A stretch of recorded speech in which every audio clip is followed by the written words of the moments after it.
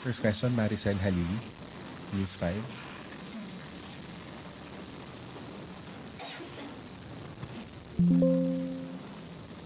Ma'am, so just a clarification. So ibig sabihin, hands-off si Presidente doon sa gold reserves kasi PRRD mentioned or is accusing the Marcos family of stealing and selling the country's gold. Just so it's clear. Okay. Hindi pa to campaign joke ulit ni dating Pangulong Duterte? Hindi ba tayo nasanay dun sa jet ski promise niya? Na nung naniwala tayo halos sa mga sumuporta sa kanya, tinawag tayong stupid. So pag naniwala ba tayo ulit sa sinasabi niyang ito, baka mapagkamalan niya tayo ulit at tawagin tayong stupid. But anyway, we will take this seriously para naman hindi magkaroon ng fake news, lalo na doon sa mga taong nakikinig sa kanya at maaaring naniniwala pa. Itong issue na to, October 2024, nasagot na ito. Ang nagtataka lang ako, bakit paulit-ulit na binibring up ni dating Pangulong Duterte? Wala ba siya mga economic experts na magsasabi sa kanya kung ano ba talaga ang regular activities ng BSP? Ayon sa BSP, ang pagbebenta ng gold is just a regular activity. How? Why? To pump up the economy. Even at the time of former President Duterte, trabaho na ito ng BSP. Hindi niya ba alam iyon? Okay, now, sinabi nga dito, ang pagbebenta ng gold, kung mataas ang presyo, dapat ibenta. Sinabi din ng BSP, hindi pwede silang mag-hold that much of a gold. Okay, now, ang nakakapagtaka lang tayo, nagtataka lang tayo, bakit hindi ito alam ng dating Pangulo? Siguro bago siya magbigay ng itong klaseng intriga, mapapansin nyo sa kanya mga statements, hindi naman detailed. Anong proof niya? Again, as a lawyer. He is a lawyer. He became a fiscal. Alam niya kung paano magkuha ng ebidensya, no?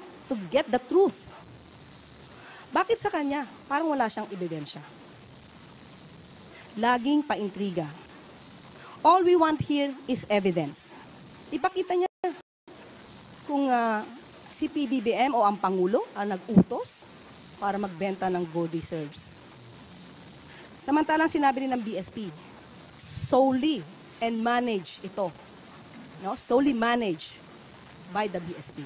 So paano magkakaroon dito ng hand or pakikialam ang Pangulo? Joanna Yu, People's Journal. Ma'am, when you said you will take this seriously, what do you mean by that? Will the government file charges against the former president? Hindi naman po. Sasagutin lang namin yung mga joke na lagi niya sinasabi. Since tayo ay sumasagot dito ng seryoso, baka sa susunod sasabihin na naman ng mga supporters niya, hindi niya na naman kilala si dating Pangulong Duterte. Puro joke yan. So ito ba mga sinasabi niya during sa kanilang rallies or campaign rallies? Joke ba o seryoso? We have to know that. Okay. And also, ma'am, would you know under the Marcos administration kung ilan na pong gold ang naibenta? As of now, wala tayong records, pero sabi nga nila, according sa BSP, kukunin namin ito. Kung inyo pong i-require at alamin po natin kung maibibigay po sa atin ng BSP ang records na ito. Pero ang sabi nga po nila, mas tumaas pa po ang GIR natin to $106.3 billion. So ibig sabihin, hindi tayo, wala tayong problema sa gold reserves natin.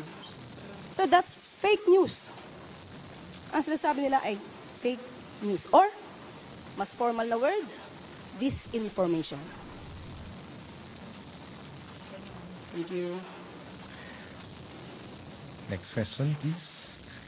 We still have questions from our media friends. Pierre Gutierrez, ABS-CBN. Hi, ma'am. Good afternoon. Ma'am, in responding sa sagot nyo kanina, regarding yung naunang statement ni dating Pangulong Duterte. Si former Chief Presidential Legal Counsel, Attorney Salvador Panelo, said that it's actually the government, the Duterte the Marcos administration, that's the biggest spreader of fake news. And I quote yung sinabi niya kanina sa ANC, "It's funny because it's the government, the huge corporation of fake news. For instance, when the police assaulted the KOJC, they were saying the police were not armed. They say there were no blanks in the BICAM report, which was the basis of the enrolled bill that was signed into law." Your comment po. So si Attorney Panelo yung nagsabi na Biggest spreader of fake news yung spreader ng fake news. Unang-una, ang usapan dito ay about the God deserves. Bakit kailangan baguhin? Nagda-divert ba sila? Yung issue tungkol sa KOJC, nasa korte na to. Kung meron mang kasuhan dito, sa korte ito. Ang pinag-uusapan natin dito, yung sinabi ni dating Pangulong Duterte patungkol sa gold reserves na walang anumang basihan.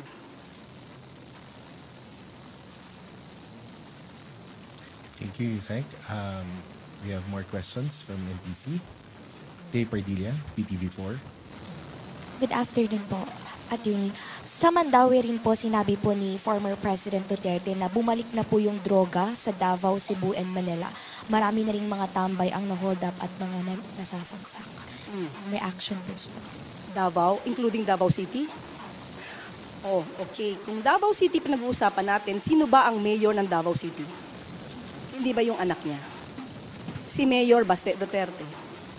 So, ang ibig bang sabihin nun, napaka-inefficient ng anak niya? Again, ulitin natin, nasaan ang data patungkol rito? At tandaan natin, nung panahon niya, at least ngayon may record kung may namamatay, nung panahon niya, merong bang nare-record doon sa mga biglang nawawalang mga tao? Tanong lang natin yun. So, dapat yun siguro, alamin din niya. Pero as of now, sabi nga natin, anak niya ang namumuno sa Davao City. Bakit ganun ang kanyang lungsod? Ivan Mayrina, GMA7. Yusek, kakapanumpa niyo pa lamang po ngayong araw na ito as Undersecretary and Palace Press Officer. And you come out with guns blazing. Ito na ho ba ang magiging communication stance ng Administrasyong Marcos starting today?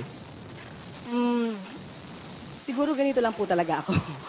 When it's for the truth, ilalaban natin yan. Wala tayong, hindi tayo magsasagwa ng anumang fake news. Basta kaya maalab ang damdamin natin sa pagsasalita is because we know we are fighting for the truth. Do you think it has come to a point that the administration needs to take this, firmer stance against fake news because it has already gone to worrisome levels? Yes. We have to fight for that. We have to fight against fake news. Otherwise, yung mga tao na naniniwala sa kanila, maiiba ang isip nila. Maiiba to fight against fake news. Otherwise, yung mga tao na naniniwala sa kanila, maiiba ang isip nila. Maiiba ang diskarte nila. It is our obligation, especially tayo, mga taga-media. Dapat nating iparating sa taong bayan, ano ba ang katotohanan. Iwasan natin yung mga intriga na walang basihan. As of now, kasi puro intriga eh. Puro intriga ang pinapasok sa utak natin. At nakakasira ito sa bansa, sa ekonomiya. Hindi po ba? Thank you. Marisol Halili, News 5. Hi ma'am, good afternoon once again. Ma'am, just so mas maintindihan po namin yung mandate ninyo, are you also considered as the presidential spokesperson? I am not a spokesperson because the president will be speaking for himself. Okay, ang mandato ko is to explain, to expound anuman ang pronouncements, direktiba ng palasyo and Pangulo. But I will not consider myself as a spokesperson. Ano po ba ang difference ng press officer sa spokesperson and press briefer? Okay. May mga pagkakataon po kasi na kapag magkakaroon po kasi, if I'm not mistaken, magkakaroon mismo ang Pangulo ng once a month na press con. So, siya po talaga yung, kung ano man yung kanya naisabihin, sa kanya po manggagaling. Ako is more on the pag-explain, pag-expound, at kung may konting gap, doon tayo papasok. Ma'am, sorry, but of course, whatever you tell us in press briefings would have to have the authority of the president. Of course. Yes, sir. Thank you. I think we don't have any more questions, Yusek. At this is where we end our press briefing for this afternoon. Thank you very much, Yusek Castro. And, Thank you. Malacanang Thank you Press po. Corps. Good afternoon. First day talaga.